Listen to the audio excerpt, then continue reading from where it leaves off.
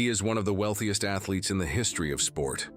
His children will never know hunger, will never worry about paying bills, will never experience the kind of poverty he grew up in on a small island in Portugal. He could give them everything, and instead he gives them almost nothing. No special treatment, no free passes, no shortcuts, no access to luxury until it is earned, because Cristiano Ronaldo understands something about raising children that most wealthy parents never figure out. That the greatest gift you can give a child is not comfort, it is the ability to be uncomfortable and keep going anyway.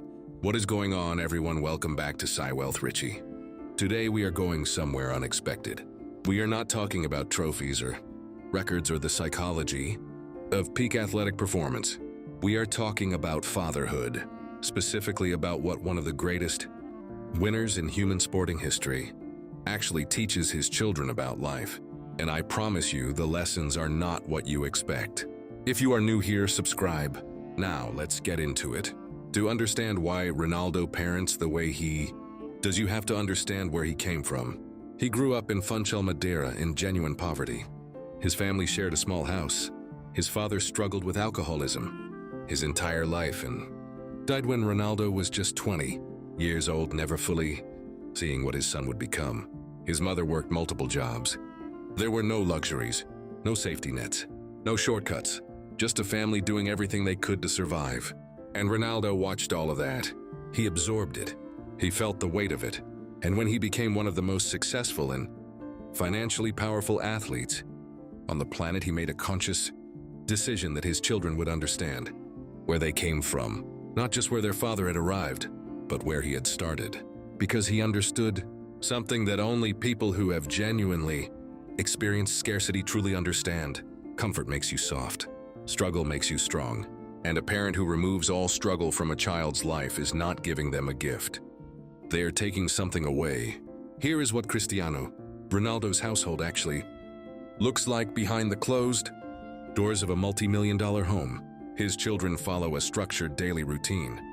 Study time, sports practice, family time, in that order, not the other way around. His eldest son, Cristiano Jr., who is himself a talented young footballer, is not allowed to train or play football until his academic responsibilities are completely fulfilled. Education comes first, always without exception. The family follows a clean, disciplined diet, proteins, vegetables, healthy carbohydrates, the same nutritional discipline that has kept Ronaldo performing at the highest level. Well into his late 30s, his children follow a version of that from childhood, not as punishment, as a way of teaching them that what you put into your body determines what your body can give back to you. His children do not receive things simply because they want them. They earn them: chores, academic performance, consistent effort. These are the currencies of the Ronaldo household, not the family name, not the bank account, not who their father is, what they themselves do. Here is something that fascinates me psychologically about Ronaldo's approach to parenting. He is worth hundreds of millions of dollars. He could buy his children anything, and he deliberately limits their access to luxury, not out of cruelty, out of deep psychological wisdom. There is a well-documented phenomenon in psychology called affluenza, the psychological condition that affects children raised in extreme wealth who never experience consequences, never earn what they have, and never develop the resilience that comes from genuine struggle. The symptoms include entitlement, low frustration tolerance, inability to delay gratification, and a fragile sense of self-worth that collapses the moment external comfort is removed. Ronaldo grew up on the opposite end of that spectrum, and he watched what genuine struggle produced in himself: the discipline, the hunger, the refusal to accept defeat, the ability to keep going when everything is hard. And he made a decision, a conscious, deliberate parenting decision, to give his children enough of that experience that they develop the same internal resources, not by making their lives genuinely difficult, but by refusing to make them artificially easy. Ronaldo's relationship with his eldest son Cristiano Jr. is one of the most psychologically interesting father-son dynamics in sport right now. Junior is a talented footballer in his own right. He plays for the Al Nassr Academy, He has genuine ability, and his father, one of the greatest footballers who ever lived, trains with him, pushes him, holds him to a standard that has nothing to do with being Ronaldo's son and everything to do with what genuine excellence actually requires. Ronaldo has said about his son, "I want him to be better than me. But I also want him to earn it, not to inherit it, to earn it." That distinction between inheriting greatness and earning it is the most important psychological lesson a parent with exceptional achievement can pass to a child. Because inherited greatness produces pressure without foundation. Earned greatness produces confidence with roots.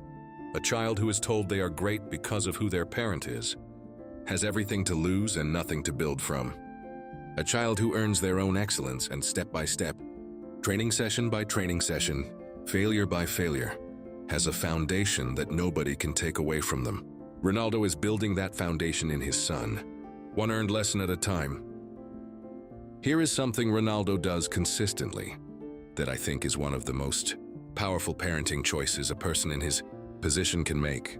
He talks to his children about Madeira, about growing up poor, about what it felt like to not have enough, about the father he lost too young, about the journey from a small island with nothing to the biggest stages in the world. He makes sure his children know that story, not as a guilt trip, not as a way of making them feel bad about the comfort they live in, but as a living reminder that comfort is not the default state of human experience, that the world most people live in looks nothing like the world his children inhabit, and that the values and the discipline, the work ethic, the refusal to accept less than their best from themselves, those values are not optional extras. They are the reason everything else exists. He said, "I grew up with nothing. Everything I have, I built. I want my children to understand that. Not just intellectually, in their bones. And now I want to speak directly to you. Because whether you are a parent or not, Ronaldo's philosophy contains something that applies to every single person watching this. Most of us are in some version of the comfort trap. We have enough stability, enough routine, enough predictability that the hunger, the genuine burning need to push past what is comfortable, has quietly faded. And we mistake the absence of discomfort for happiness. We mistake the presence of stability for success. But Ronaldo's entire life, and now his parenting, is built on one foundational, psychological truth. Growth only happens at the edge of comfort. The person you are capable of becoming only exists on the other side of the effort you haven't made yet, the discipline you haven't built yet, the standard you haven't held yourself to yet. Ronaldo doesn't let his children stay comfortable, and he doesn't let himself either. At an age when most footballers have retired, when comfort would be completely justified, and he still trains with obsessive discipline, still pushes past what is required, still holds himself to the internal standard that has defined his entire life. Because he knows, and now teaches his children, that the moment you choose comfort over growth is the moment you start becoming less than you're capable of. Don't choose comfort, choose the edge. That is where everything worth having actually lives. Cristiano Ronaldo could give his children everything, and he chooses instead to give them something worth far more. A framework, a set of values, a daily lived example of what genuine discipline, humility, and earned excellence actually look like. Not inherited, not handed over, built day by day, training session by training session, lesson by lesson. That is not just great parenting. That is one of the most psychologically sophisticated gifts one human being can give another. The tools to build something real, on their own, from the inside out. Subscribe to PsyWealth Richie. Share this with someone who needs a reminder that the greatest thing you can give the people you love is not comfort. It is the belief that they are capable of earning something extraordinary. We will see you in the next one.